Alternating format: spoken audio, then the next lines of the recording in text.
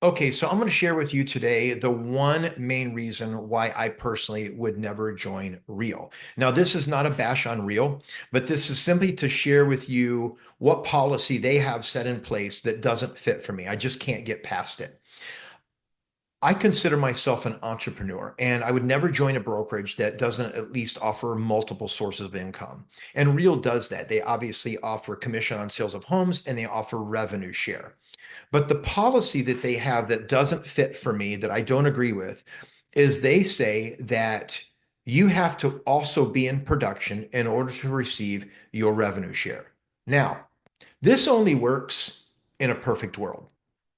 And I'm going to share with you why that doesn't work in a non-perfect world. So let's say you're with Real and you bust your butt and you're with the company for let's say a year and a half to 2.5 years, and you really love revenue share and you're going out there and you're sharing Real with people, you're setting up meetings, Zoom calls, and just you're really going crazy on it. And you bring in a lot of your agents that you bring in a lot of agents, and those agents you help them to be able to bring in their agents and so on and so forth. And it can grow into a very large group of agents that are part of Real because of you.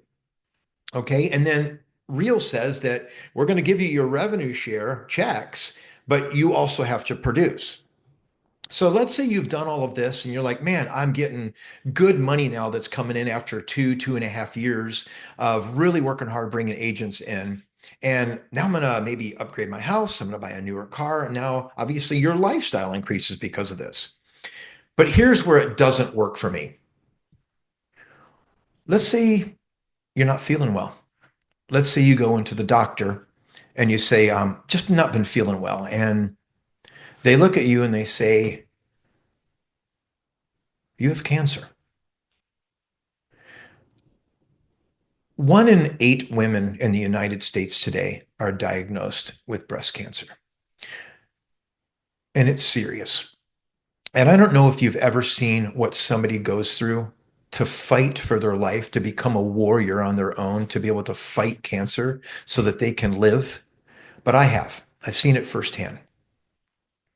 It is 6 to 9 months of chemo, which causes you to lose tons of weight. You lose muscle, you lose your hair, you become weak. You're so sick. The only thing you can do is lay in bed. Matter of fact, it's so hard even for someone to get up and walk 20 feet to the kitchen just to make themselves a cup of coffee so they feel 1% normal. It is a horrible thing to watch. All they can focus on is getting better, let alone they just can't focus on work. Then after that, they got 4 to 5 months worth of radiation if their skin can even handle it. And then they're pumping all of these drugs into you so that to keep any cancer at bay. It is a long, long journey. And when you're in that journey, the only thing you can think about is fighting. Real says that if you're not producing, you're not going to get your revenue share. Now, remember when I said you increased your expenses because you're bringing money in? Not only are you worried about fighting for your life, but now your revenue share checks stop that you're depending upon for that house payment, that new car payment. And now you have the stress of dealing with repossession of cars and foreclosures on homes because you can't work because every single bit of your money has dried up. Real says, hey, thanks for bringing these 1,000 or 2,000 people over to our brokerage, and they're bringing us hundreds of $1,000s worth of money.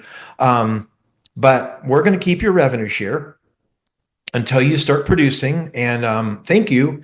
And shouldn't have gotten sick. That is no way to treat people who have built a group that is so large that they're contributing to the success of the brokerage, and then they keep it because you can't work.